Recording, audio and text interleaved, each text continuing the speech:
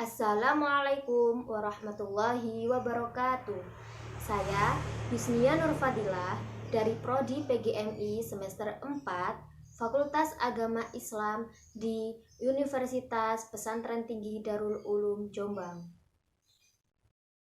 Perkenalkan, nama saya Asmaul Husna dari Prodi PGMI semester 4 Universitas Pesantren Tinggi Darul Ulum Jombang. Di sini kami dari kelompok 5 yang akan menyampaikan materi tentang telaah kurikulum dan pengembangan bahan ajar. Nah, sebelum kita membahas materi, kita harus tahu terlebih dahulu apa sih pengertian dari kurikulum itu?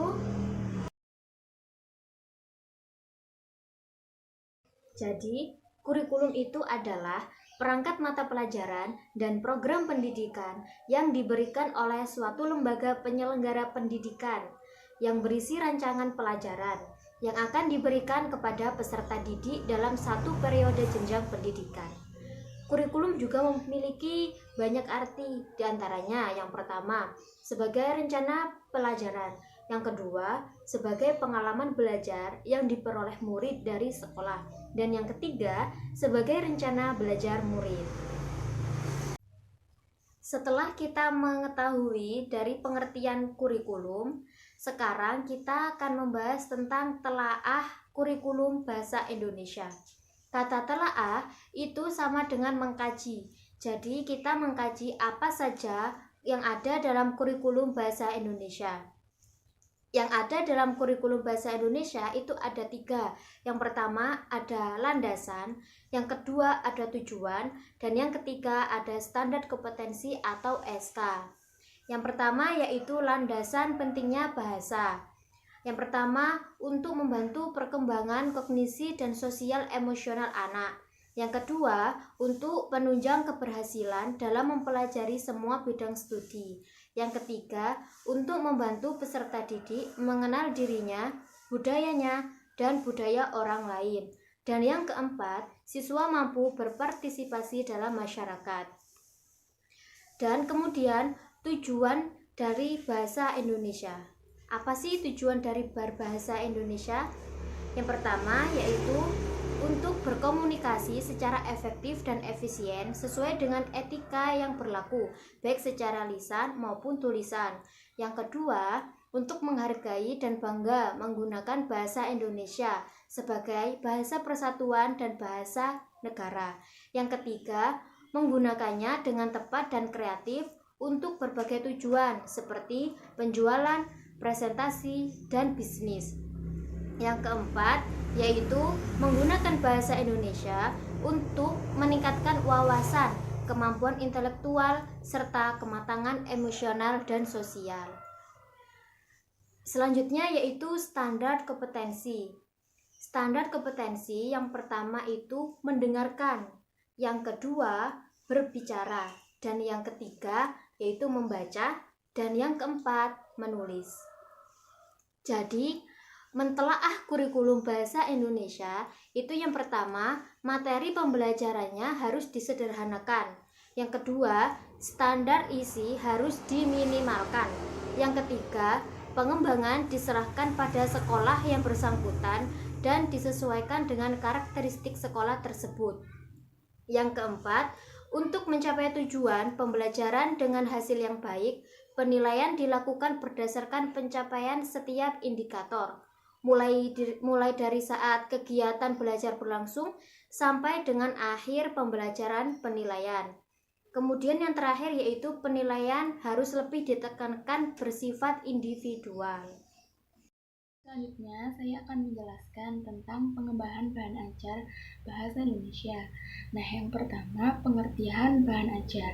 Pengertian bahan ajar itu sendiri adalah skala bentuk, bahan, informasi, alat, dan teks yang digunakan untuk membantu guru atau instruktur dalam melaksanakan kegiatan belajar mengajar di kelas. Nah, bahan ajar yang dimaksud bisa berupa tertulis maupun tidak tertulis. Kemudian sumber bahan ajar. Sumber bahan ajar bisa mencakup buku teks, laporan hasil penelitian, jurnal, pakar bidang studi, profesional, buku kurikulum, internet, media audiovisual, dan lingkungan. Nah, bahan ajar atau materi pembelajaran terdiri atas yang pertama pengetahuan. Pengetahuan mencakup konsep, fakta, prinsip, dan prosedur. Yang kedua keterampilan. Keterampilan di sini mencakup menyimak, berbicara, membaca, dan menulis. Dan yang ketiga sikap atau nilai. Nah, sikap atau nilai ini yang harus dipelajari siswa dalam rangka mencapai standar kompetensi yang telah ditentukan. Kemudian, prinsip-prinsip pemilihan bahan ajar. Prinsip-prinsip yang pertama yaitu relevansi atau keterkaitan. Materi hendaknya ada kaitan dengan pencapaian SK dan KD, yaitu standar kompetensi dan kompetensi dasar. Yang kedua, konsistensi atau keajikan, yaitu jika kompetensi dasar yang harus dikuasai siswa ada 2 macam, bahan ajar yang digunakan harus meliputi 2 macam.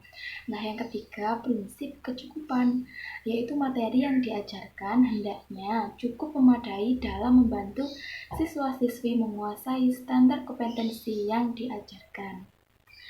Nah, selanjutnya jenis-jenis bahan ajar. Jenis-jenis bahan ajar atau materi pembelajaran antara lain yang pertama bahan cetak.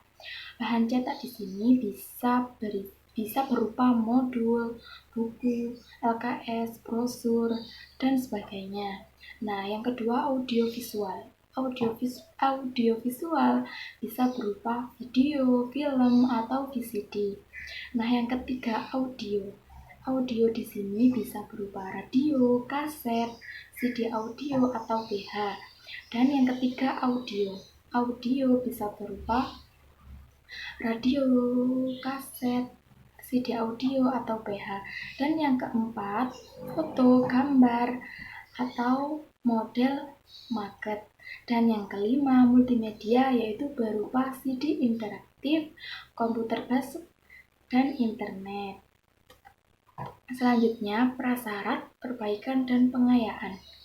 Prasyarat di sini adalah bekal pengetahuan yang diperlukan untuk mempelajari suatu bahan ajar baru. Dan yang kedua, perbaikan. Perbaikan di sini yaitu melakukan remedial yang disusun sederhana, lebih rinci, dan diberi banyak penjelasan. Dan yang ketiga, pengayaan. Pengayaan di sini pengalaman dan perluasan yang didapat dan diambil dari buku rujukan lain atau disediakan modul pengayaan. Dan selanjutnya yang terakhir, kesimpulan dari pembahasan yang saya jelaskan bersama teman saya Yusnia, yaitu tugas utama seorang guru adalah membimbing, mengajar, dan melatih peserta didik secara profesional sehingga dapat mengantarkan peserta didik mencapai tujuan pendidikan dengan pedoman kurikulum yang berada. Nah, di Indonesia tujuan kurikulum adalah tertera pada Undang-Undang Sistem Pendidikan Nasional tahun 2003. Bab 1 Pasal 1 disebutkan bahwa kurikulum adalah seperangkat rencana dan pengaturan mengenai isi dan bahan pengajaran serta cara yang digunakan sebagai pedoman penyelenggaraan kegiatan belajar mengajar. Nah, cukup sekian pembahasan yang bisa saya sampaikan bersama teman saya. Kurang lebihnya mohon maaf. Wassalamualaikum warahmatullahi wabarakatuh.